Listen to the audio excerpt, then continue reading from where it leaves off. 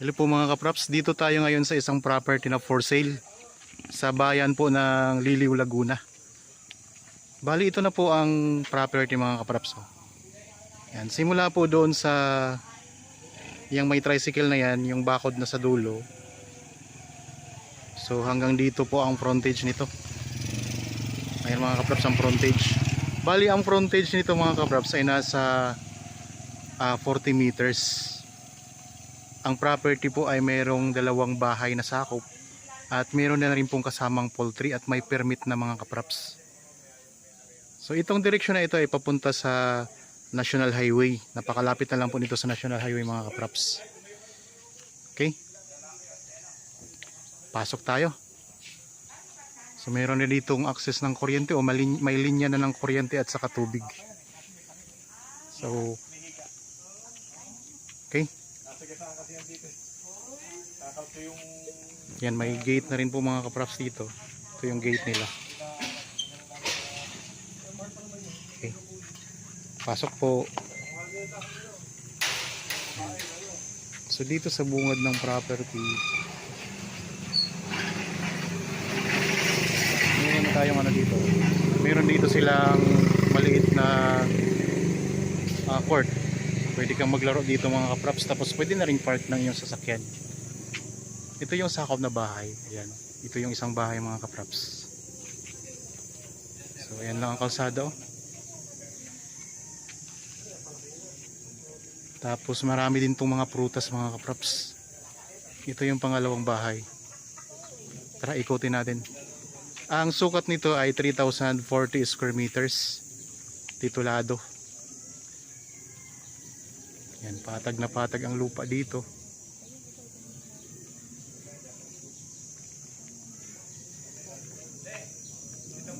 Yung bahay.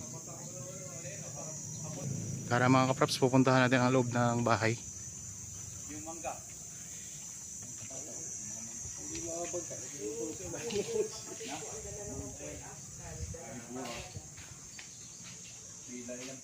Akit na lang po. Ikaw ginawa kasi mga aso na. Bukas nga po siya doon. Okay. Dito na sa kabila. Dito tayo doon sa kabila mga kapraps.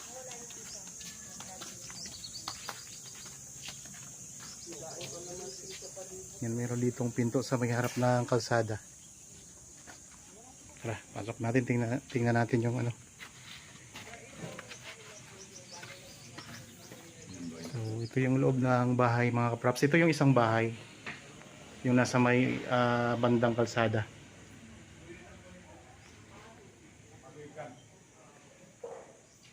So kasama na po ang mga gamit. So kasama na po ang mga gamit dito sa loob na makikita nyo mga kapraps.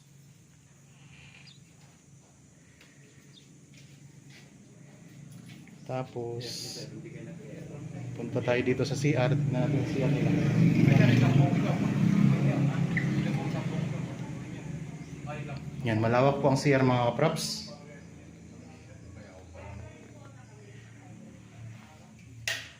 Yan. Tapos dito meron tayo dito mga tanim na mga kalamansi. Daming kalamansi Tapos may space dyan. Pwede nyong gawing park din. Kasi yung court kung may maglalaro doon, pwede nyo itong gawin. Dito nyo i-park yung sasakyan. Yan mga kapraps. Okay.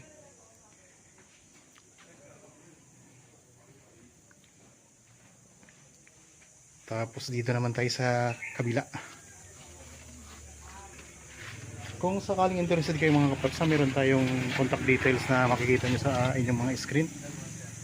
Viber, cellphone number, Facebook Messenger, at saka cellphone number mga kapraps. Yan, meron din mga tanim na lansones dito. Tapos may mga rambutan. May langka, mayroong puno ng mangga. Tapos dito mayroon silang maliit na garden na may bakod na. Yan. May garden sila dito. Meron ding puno ng avocado. Ayun. Tapos mayroong tangke. Mayroong tangke ng tubig. Yan, dito sa gilid ng bahay, ayan, meron kayong pwedeng gawing playground. May pine tree. Tapos mayroong puno ng langka. Sa gilid maraming kalamansi. So ito yung pangalawang bahay mga kapraps. Bali meron itong isang kwarto. Tapos may CR na rin po sa loob. Meron yan. So ito.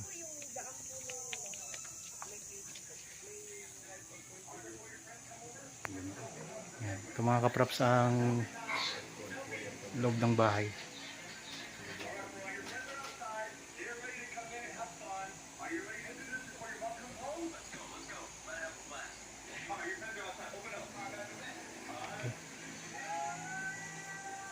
Tapos punta tayo dun sa sa poultry. Yan, meron ditong pathway na sementado papunta doon sa poultry. Tapos meron din ditong mga tanim na mga lansones. Niyog. Tapos meron ito yung laundry area. Mayroon na kayong water pump at saka filter ng tubig.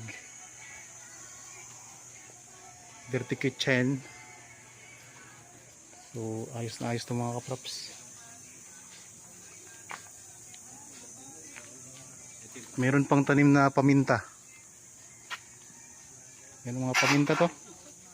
Yung tangke. Yung tubig. Ang tangke ng tubig. Tapos may bakod na itong mga kaprops sa palibot ng property ha. Ayan po, bakod na. May mga tanim na mga kalamansi ang gilid ng property. Tapos may mga saging din. Ito may garden din sila dito na maliit. Puno ng avocado. May mga puno ng mangga. Ito naman yung sa kabilang side. Ayan, may bakod na rin dyan mga kaprops. Oh. Yan, dito lang tayo. Tapos ito. Oo, mabulabog yung mainit.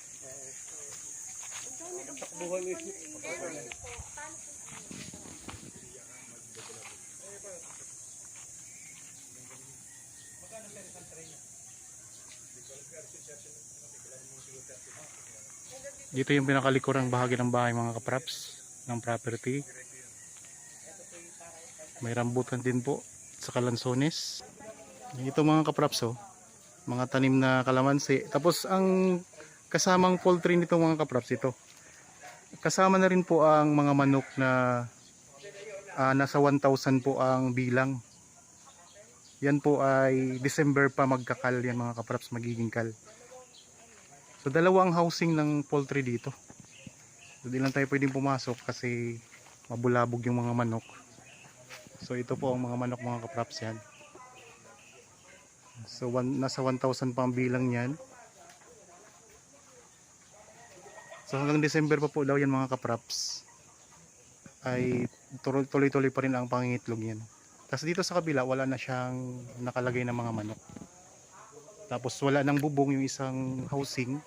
Kung sakaling mabili nyo to, pwede nyo pong pabubungan So nabanggit ko naman po kanina sa inyo mga kaprops na mayroon na itong permit para sa poultry. Kaya wala na kayong problema dito. Hindi na kayo problema sa pagkuha ng permit para sa poultry.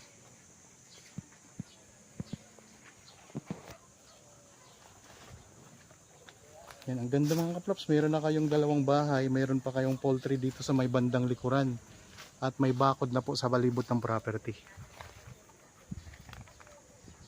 Yan, ano ko lang natin, i-zoom lang natin yung mga manok. Yan, so may mga itlog na yan mga kaprops.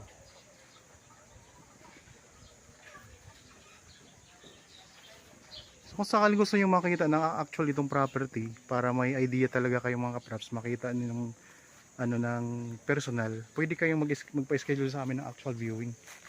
Ayan po ang contact details namin. Mayroon tayong Viber, cellphone number, Facebook Messenger at saka mayroon tayong WhatsApp mga kaprops. So may mga viewers tayo na naghahanap ng property na may poultry. Ito mga kaprops ang pwede namin i-offer sa inyo. Ang ganda pa, tabing kalsada lang yan mga kaprops.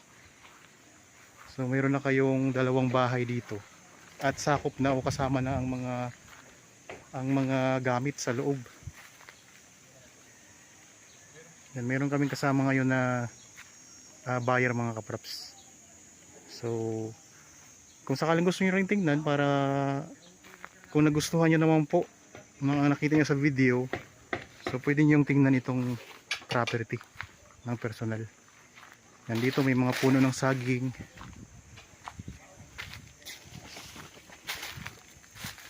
Tapos meron din ditong maliit na kubo na sementado, lagayan ng mga gamit. Dito naman meron din kubo na yari sa kawayan. So ang ganda mga kaprops ng property. Kaya kung sakaling nagustuhan nyo, ano pong hinihintay nyo mga kaprops, punta na agad kayo dito para makita nyo ng personal.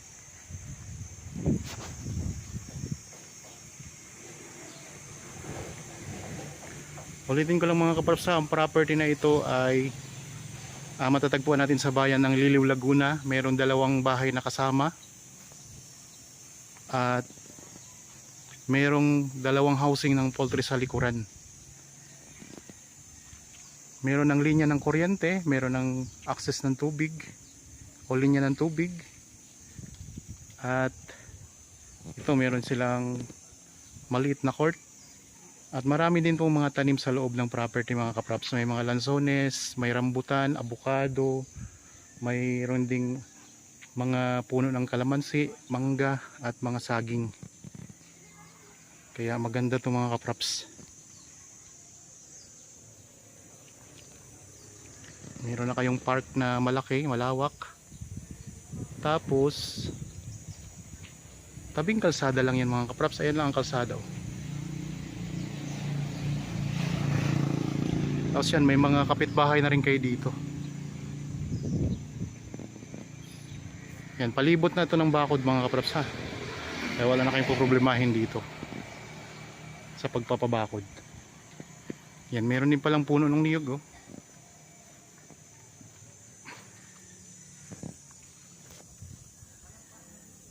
Okay po, sana nagustuhan niyo yung property na in-offer ko sa inyo ngayon.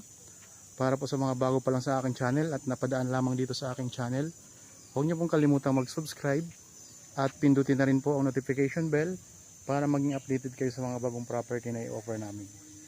Maraming salamat po, lagi tayong mag-iingat at God bless po sa ating lahat mga kaprops.